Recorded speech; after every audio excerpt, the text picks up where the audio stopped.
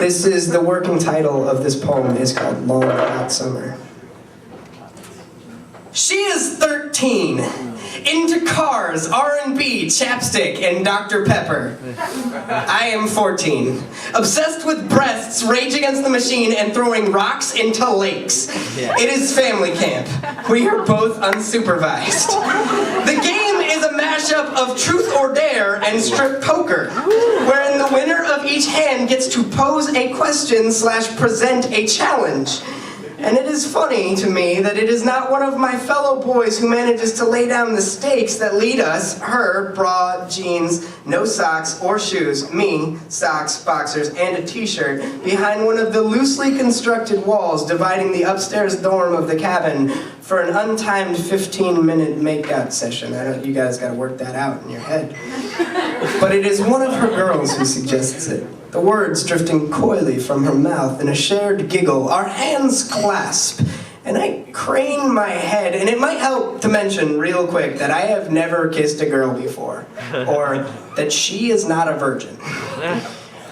Her mouth is an active volcano as her body surges forward into mine, fumbling hands. They begin climbing up from her hips, sparking against her skin like soft flint. Suddenly, there is a second tongue in my mouth, looking for things to hold on to. It darts frantically around like it has lost something, and I attempt to shake it into compliance with my own, but our lips are too awkwardly pressed against each other. She rocks herself further into my lap, and I have gotten a hand trapped underneath what I'd guess is her bra, as the other one climbs steadily onward, scaling her hair flowing across her shoulders, cool waterfall. My whole body shakes as she reaches down towards my midsection, grasping for my boner like a hand crack.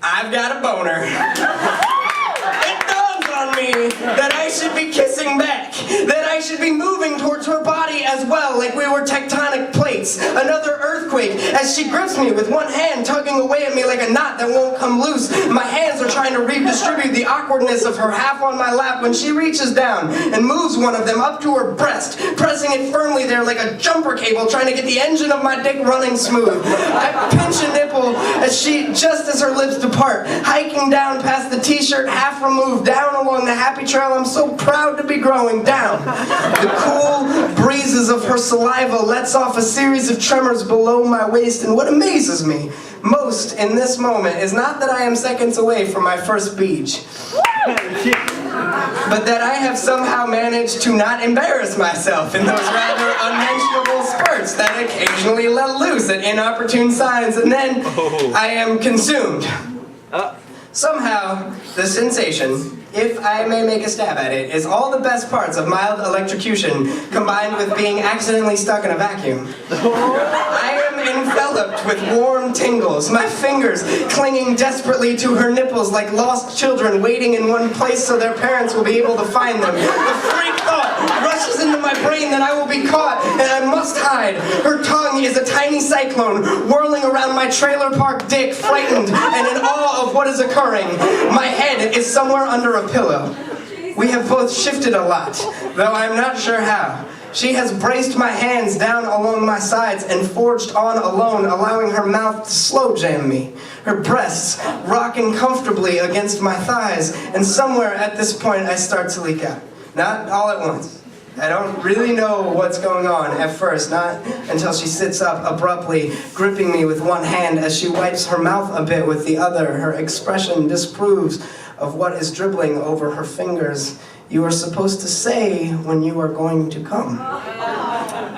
Sorry. I didn't know. I am lost here in embarrassment for a long time.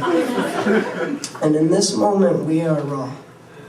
Dawn happens sometime later. I think at least two of our comrades are losing things to each other. Hours, clothing, virginity. I watched the sunrise like it was a big lake I could just skip rocks across for several minutes. And she watches it like she's driving somewhere really fast. The destination doesn't matter.